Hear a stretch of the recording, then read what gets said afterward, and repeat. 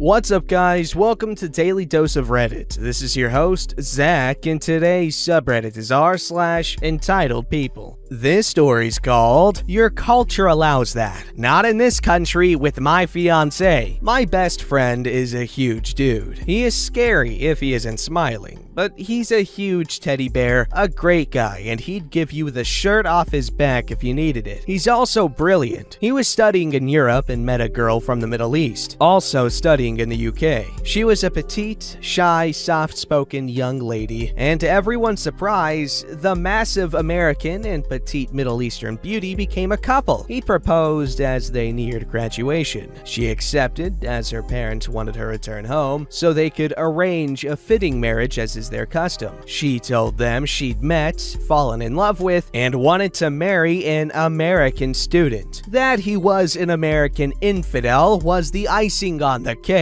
She returned to the States with him, and when she informed her mother that the marriage would be in a few months, that she was staying with his sisters, to her surprise, her mother contacted her and wanted to attend the wedding, saying that while her father is not happy, he is willing to accept that his daughter loves this man. Arrangements were made and her family arrived, were met at the airport and put up in a hotel near the venue. My friend and his girl came to visit and meet her family, father, mother, and brother. It was a bit tense at first, but they seemed to accept that my large friend was in love with their daughter and would move heaven and earth to make her happy. All seemed to go well. His sisters had taken her dress shopping and helped make all the arrangements. The venue was ready, the food, flowers, etc., and everyone seemed to be having a good time. Her brother was very quiet. Then, just before the ceremony, his fiancée was heading into the back to get into her wedding dress when her brother stopped her to talk. The talk included him registering his displeasure at her by grabbing her by her hair and slapping her for disrespecting their cultural history. Luckily, one of my friend's sisters saw this and called her brother. Now, while my friend is a teddy bear with those he likes and cares about, he's a grizzly bear if you hurt or threaten someone he cares about, let alone loves. A few seconds later, my friend arrives at full speed, snatches her brother by his throat and lifts him off the floor, and explains that if he ever touches her again in such a manner, he will break every bone in his body so many times they won't heal. Her parents are offended as it is their culture that women are to be submissive to male members of their family until they become subject to the chosen husband's rules and authority. My friend freely admits his lack of diplomatic skills and responded with, "First, we're not in your country. We're in mine. The rules here demand respect for everyone. Second, the reason that their culture had gone from the most learned in the world, mathematics, science, astronomy, etc., to a war-torn backwater place, I assume, was not growing past the rules of the 13th century when you had to protect wives and daughters from bands of brigands and rival tribes to understand that women can do just about anything a man can do, and just as well." He pointed out a picture of his sisters and himself skydiving. Needless to say, after the wedding, her family returned home and her brother is insulted, but his shy sister did point out that it was better to be offended than hospitalized, which is exactly what would have happened if he hurt her again. She also let her parents know that she did not want to live in a country where her family picked her a husband who could beat her just because he felt like it, and she was expected to accept that it was his right to abuse her as he saw fit. His family loves the girl dearly, and all his friends have taken to her and welcomed her to the States. She speaks to her mother on the phone and tells her they'll send her a plane ticket when they're gonna make her a grandmother. Her brother will not be welcome. Anyone ever hear of when in Rome, do as the Romans do? Wow.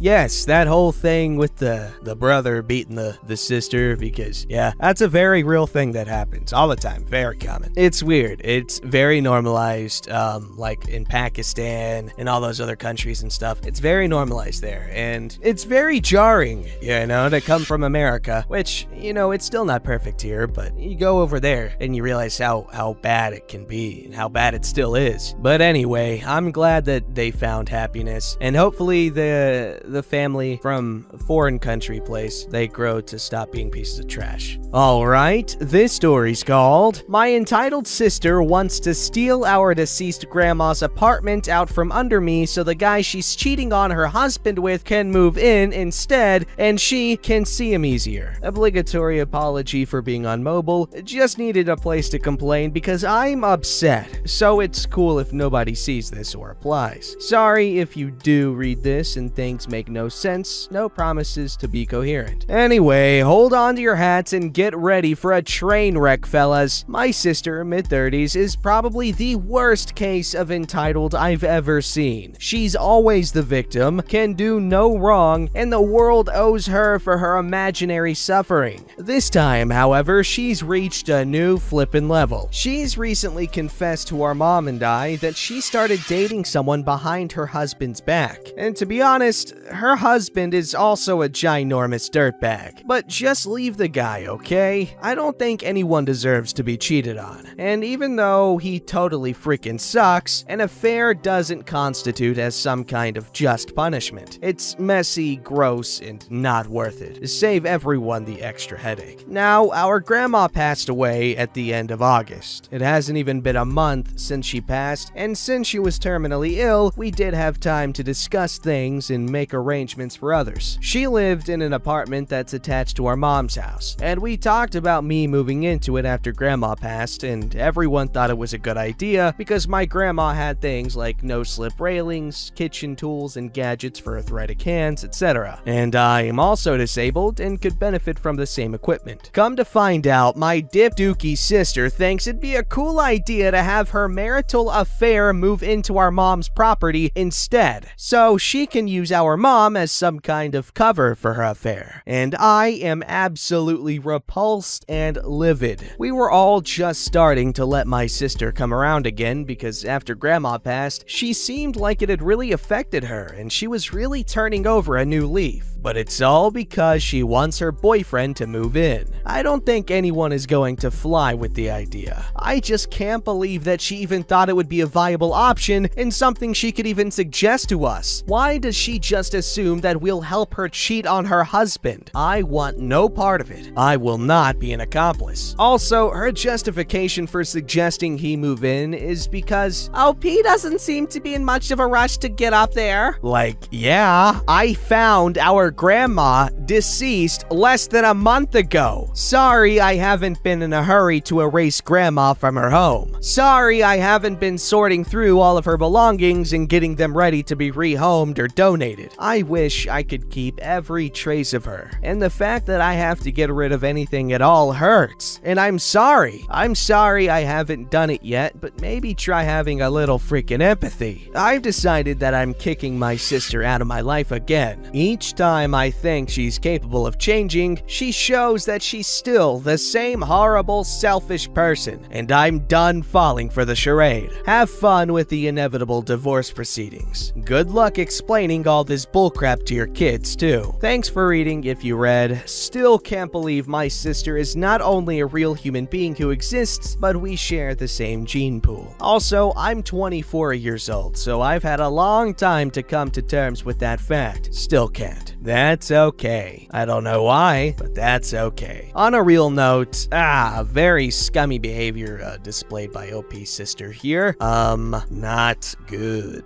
Alright, this story's called Update! My entitled sister wants to steal our deceased grandma's apartment out from under me so the guy she's cheating on her husband with can move in instead and she can see him easier.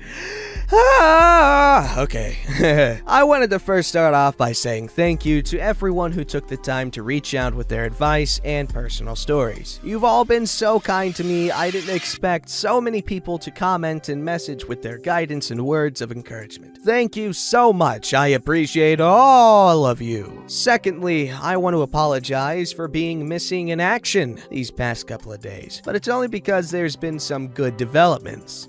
There were so many good points made in my last thread that my mom and I hadn't really thought of, such as my sister potentially getting kicked out and needing somewhere to stay, waiting until after I've moved to tell her husband about the affair, ways to tell him, etc. And all of these things have been taken into consideration moving forward. My family and I have begun going through grandma's belongings, and it's definitely been bittersweet, because it hurts to see her things go and her existence dissipate even more. But we have also also found so many family photos and keepsakes and overall good memories. I even found a box that belonged to my great-grandpa, and it had his pocket watch and a locket with a photo of my great-grandma in it. My sister did manage to bully her way into the apartment for a few hours so she could pick out what keepsake she wanted, but joke's on her, because I hid all the things Grandma wouldn't have wanted her to take. She walked away with not much more than a decorative bowl. She is starting to drop the narrative that her boyfriend can move into the apartment now that she sees that we are serious about me being the new tenant, but she did make some little comments that let me know that it's not forgotten. She can plot all she wants though, because we're installing a security system and changing locks, so if she thinks she can sneak in or try to get her hands on anything else, she is sadly mistaken. My mom and I have decided that after I'm all moved into the apartment, we are going to tell our husband the truth about the affair and offer our support to him and the kids, and do whatever we can to help, whether it's emotional support, babysitting, whatever we can to make things easier when my sister's infidelity is brought to light. My sister might hate us for it, but at the end of the day, she is the victim of her own actions, and I am tired of sparing her feelings so she can continue to treat everyone around her like absolute garbage. Trash, I mean, sorry. And my mom agrees that enough is enough, and if we never hold her accountable for what she does, she'll continue to push the limits of what she can get away with. Some people suggested going the anonymous route with tipping her husband off, and while I thought that might have been a possibility, ultimately, I feel like that could cause some inner turmoil for him later. If he didn't know his wife was cheating, then who did? And just how many other people knew? Was it something she kept out in the open when he wasn't around and nobody respected enough to tell him personally? I don't want him to end up potentially torturing himself through speculation. Anyway, I think that's all there is to tell you guys for now. I just wanted to let you all know where some things have ended up and where they're headed, and thank you for the outpouring of support. It was much needed and very appreciated. I am glad that I won't have to hold on to such a horrible, ugly secret for much longer, and her husband can know the truth, and we will do what we can to help with the healing process. Also, if you've managed to read both of these novellas I've left about the situation, thank you for even taking the time. Love you all. Yes, tell on the whore. I'm joking, but yes, don't cheat on people. And if you know some cheating is going on, might consider telling the victim. This story's called She Stomps Her Feet in a Tantrum. Here's the cast. There's me, colleague, entitled cow. Colleague and I are talking at the till of a small shop we both work at. Entitled cow is the only customer and looking at the stuff we have in the accessory section. She calls over to us. How much is this? She's holding the first pair of earrings on a hook and the cost is on there, £2. Most of the items on that hook will be £2. Give me the long ones at the back. So we take them all off till we get to them. Entitled cow is being impatient and she says to just rip them off. We tell her we can't do that as we won't be able to hang them back up again. We get to the ones she wants and I tell her they are £3. You told me that they were all £2 on that hook. I said most of the items were £2, not all of them. I'll have them for £2. No, I can't do that as they were only put out last week and can't be reduced yet. I will pay no more than $2.50. Sorry, madam, but no. She goes over to the till area. Colleague whispers that she must think it's a bargain hunt, a British TV show. She sees him talk and demands to know what he said. He said that people are always looking for a bargain. She walks a little way back towards us. She then says, I will have them for £2. Again, no, madam, I can't do that for you. I want to see the manager now. I tell her with a smirk. I'm in charge, ma'am. That's when she jumps up and stomps her feet down, shaking the walls by her. $2.50, that's what I'll pay, she said after she finished stomping. I said no again, and then she said something that baffled me. Okay, I'll have them for £2. No, ma'am. Bring them to me. So I do. I put them on the counter. She picks them up, then throws them down with force, but didn't break anything. No, I don't want them. She sees something under the counter. Show me them. It's a see-through bag of jewelry we haven't sorted yet. So I show her each one as I'm taking them out. No, I don't want them. But she says it as if I showed them her and it offended her. Then she walked off saying, God bless you. Thank you, you too. She spun around. What did you say to me? She practically spat the words out. I said thank you and you too. I think she was trying to pull something to try and get me to insult her or something so she could demand a discount or get me in trouble from upper management. Edit. She came back today. Wanted £3 for 50p. I told her no. She slammed her hand on our glass counter. I again told her no. She didn't argue any further. Paid full for it. What a strange encounter. Who does stuff like that? Don't forget to like, subscribe, and hit that bell to never miss an episode.